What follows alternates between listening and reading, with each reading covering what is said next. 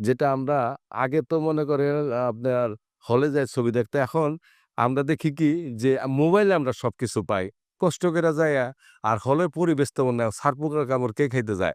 এখন কিছু সিনেপ্লেক্স হইছে, বসুন্ধরা সিটিতে হইছে, কিছু জায়গায় সিনেপ্লেক্স হইছে, হলগুলি চলে। তবে আমি মনে করি বর্তমান সরকারের বা এই হলগুলি একটু সংস্কার করা দরকার এবং বিভিন্ন জায়গায় হল ভেঙে তারা দেখি যে আমার ওই দেখা যায় বিভিন্ন মার্কেট করতেছে। আমি মনে করি এই যে মনিহার সিনেমা হল বাংলাদেশের নামকরা, ওটাও শুনছি যে কিছুদিন পরে ভেঙে ফেলবো। তো আমি মনে করি এই হলগুলি সংস্কার করা উচিত। তো হলগুলি বানানো দরকার। হলগুলি ভাঙা তো আমি মনে করি না। এখন মনে করেন টোটাল বাংলাদেশে ২৪ হল আছে প্রায় ১০০ র মতো। এই ঈদের মধ্যে চলে। আর এমনি মনে করেন ৩০-৩৫ টা হলে চলে। আর ওই আমাদের সাকিব ভাই যে আমাদের সুপারস্টার, উনি বছরে ২ টা ছবি করে উনার দেখা যায় ৩,০০,০০,০০০, ৩.৫ কোটি, ৪ কোটি টাকা বাজেট বড় প্রোডিউসার পায় ওইভাবে করে।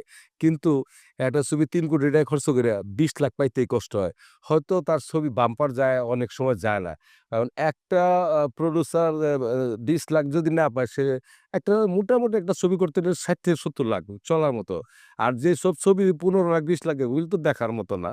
আর ওইভাবে নামে ছবি হয় ভালো না? তা আমি মনে করি এই এ মে মে ছবির জগৎটাকে একটু মা বা বর্তমান সরকার দেখা উচিত এবং আ বা যারা অভিনয় করে তাদের আ রেমুনারেশনটা একটু কম নেওয়া উচিত এবং সাকিবকে নিয়ে ছবি বানাইলে যদি হিট করে তাইলে আর যদিও না আর একটা বর্তমানে যেসব প্রোডিউসার তারা ৩ কোটি ৪ কোটি খরচ করে ছবি বানাতে চলে। আর উনি করে ২ টা ছবি ওইটা আর বাকি যারা আছে এখন হয় টুকটাক ছোটখাটো কিছু ছবি হয় দেখে। তো আমিও চিন্তা করতেছি সামনে ২ টা ছবি দিয়ে নিতেছি দেখি কতটুকু কি করা যায়। আরেকটা জিনিস যেটা আ আমি অনেকজনের কাছে শুনতে পারলাম যে সাকিব ভাই দেখা গেছে যে বছরে ঈদ ছাড়া ছবি মুক্তি দেয় না। তো সেই ক্ষেত্রে কি বলবেন? যে অনেকজনও বলতেছে যে ঈদ ছাড়া মুক্তি দেওয়া উচিত। না, আপনার মন্তব্য কি? আমি মনে করি ঈদে কিন্তু আমরা সবাই কিন্তু দেখা যায় ৫-৬ দিন ৭ দিনের ছুটি পেয়ে অবসর থাকে। সবাই কিন্তু হলমুখী একটা সময় কাটায়। আমি মনে করি সেখানে সাকিব এই সুযোগটা নেয়। তখন হাউসফুলি আর ঈদ ছাড়া মানুষ কিন্তু যারা চাকরি-বাকরি করে, ব্যবসা করে ওই সময়টা পায় না। ঈদের একটা বড় ছুটি পায়। এই কারণে হলমুক্তি এবং ছবি ৩ কোটি ৩.৫ কোটি টাকা। এই কারণেই দেখা গেছে যে হলেও দেখা যায় সাকিবের ছবি বাম্পার হিট। আমি মনে করি উনি ঈদ ছাড়া আসুক। তারপরে এই ইদানিং রাসেল মিয়াও কিন্তু মোটামুটি অ্যা মান্না ভাইয়ের মতো কিছুটা আসতেছে আরকি। চেষ্টা করতেছে। উনার ছবি উনার কিন্তু অ্যাকশন খারাপ না। উনার সাথে আমি একটা ছবি রানিং করতেছি।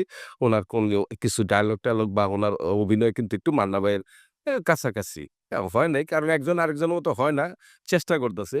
তো আমি মনে করি যে ঈদ ছাড়া সাকিব ভাই যদি ছবি আনে সাকিব খানের ছবি, তাইলে আমি বুঝতে পারব যে দর্শক কতটুক খায়। ঈদে দেখা যায় যেকোনো একটা ছবি চললে কম বেশি কিন্তু চলবে। হ্যাঁ, ঈদ ছাড়া উনি আসুক, আইসা দেখুক ছবির অবস্থানটা কি। আচ্ছা। তো আরেকটা বিষয় জানতে চাচ্ছি সেটা হচ্ছে আপনার এই যে এখন বর্তমানে ইয়ং জেনারেশন যারা আছে তো মানে আগে যে ছবি চলত যে যেমন ধরেন 'বেদের মেয়ে জ্যোৎস্না' তো এখন ইয়ং জেনারেশন যারা আছেন YouTube এ দেখে, হ্যাঁ? YouTube এ দেখে। তো সেই ক্ষেত্রে অনেকজনে ভাবে যে আমি হলে যাব না এটা কয়দিন পরে দেখা যাচ্ছে YouTube এ আইসা পড়বে। তো তাদের উদ্দেশ্যে কি বলব? আসলে কি এই যে আমরা যে পাইরেসি, এই পাইরেসিটা বন্ধ করতে হবে। দেখা হয়েছে হলে মুক্তি পাওয়ার আগেই YouTube এ চইলা যায়। এই পাইরেসিটি করা বন্ধ না করলে এই যারা ছবি বানায় তাদের কিন্তু লস হয়ে যায়। এমনি ছবিতে পয়সা নাই। আর ওই যে বললাম না, এখন মোবাইলে সবকিছু পাওয়া যায় যার কারণে হলে ওইগুলো না। তবে যারা হলে কিন্তু ছবি দেখার মজা আলাদা। যেই যেটা বলুক, আমিও কিন্তু সুযোগ পাইলে এখনো মাঝে হলে যাই ছবি। হলের যে জিনিসটা তবে হল ভালো থাকলে এখনো কিন্তু হাউসফুল হয়। দেখা যায় সবার সম্ভাবনা বসুন্ধরা সিটিতে যায় দেখা যায় ৳৬০০, ৳৭০০, ৳৮০০ টিকেট। আমরা ওই সময় দেখতাম ৳১২.৫, ৳১০.৫ টিকেট। তো যাই হোক, আ আমার মনে হয় যে হলগুলি একটু সংস্কার করা উচিত। আর সবারই ছবির প্রতি একটু এবং আমরা অনেকে দেখি ভারতের ছবি দেখার জন্য, ইংলিশ ছবি দেখার জন্য। আমাদের বাংলা কালচারটা উঠে যাইতেছে। আমাদের বাংলা কালচারের প্রতি সবার নজর দেওয়া উচিত সব শ্রেণী। অসংখ্য ধন্যবাদ আপনাকে। ভালো থাকবেন, সুস্থ থাকবেন। আল্লাহ